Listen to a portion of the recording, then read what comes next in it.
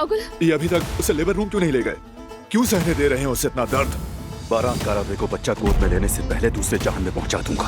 आप मुझे जाने दे, मैं जाकर इस काम को खत्म कर दूंगा।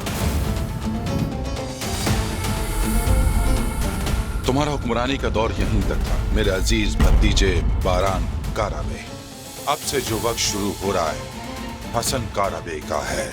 रुको, कहाँ जा रहे हो? रुको।